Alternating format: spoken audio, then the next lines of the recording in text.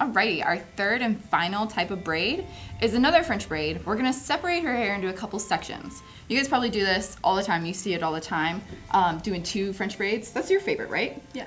So instead of doing 2 French braids side to side on her head, we're gonna show you another cool way. We're gonna French braid her hair from the top and then from the bottom, and it's really gonna lock everything in there for the entire game. You could play a tournament, multiple games in a day with your hair braided like this, and it's not gonna come out at all.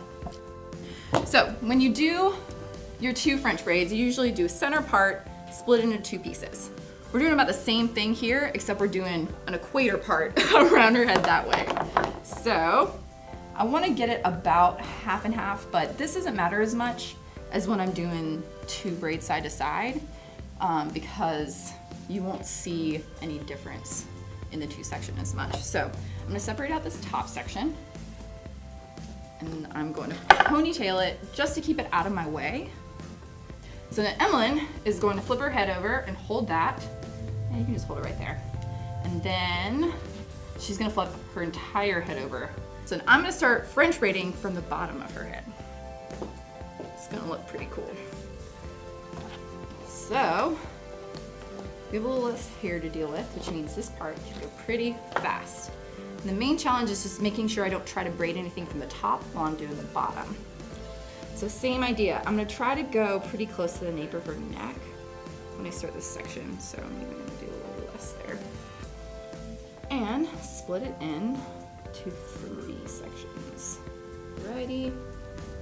With her head turned upside down, this is easier to do on a friend than it is on yourself, because it's exactly like regular French braiding. I have never successfully done this type of braid on my own head because all the blood rushes to my head when I'm turned upside down, and it never ends well. And anything you don't get in this braid, it doesn't matter because we're gonna braid the top and we're gonna get it in there.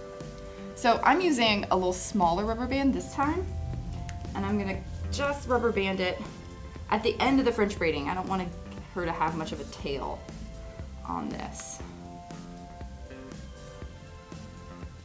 Cinch that up. Cool. So she's French braid from the bottom, and then we're just gonna flip her over. Pretty fun. Cool. And let out our ponytail on the top. All right, so then we're gonna do the same thing. Turn your head back. Perfection. So then, here we go from the top. Yep. This is cool if you're got a lot of people on the team who have their hair braided. You can do a little stations.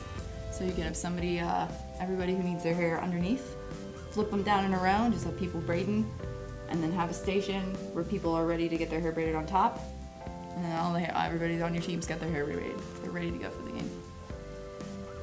It's good team bonding before your games, right, Emilyn? Do you guys all have to get together and everybody's fixing pre-wrap and everything after warm-ups? All right, so I'm getting down to the end here. I'm just gonna get that last section braided through. Oops, oops, oops. So then I'm gonna take these 2 braids and put them down in one big pony. So I don't have to do a little pony on the top braid because it's gonna be held in by this big one. So I've got the under braid in its little holder, and then I've got the upper braid, and it all comes down in one big pony. And then from there, you can either leave your pony there, or you can keep going, triple braid, and do your pony too. Cool, you wanna show them the front? And it's all in there. Does that feel good and tight on your head? Yeah. Awesome.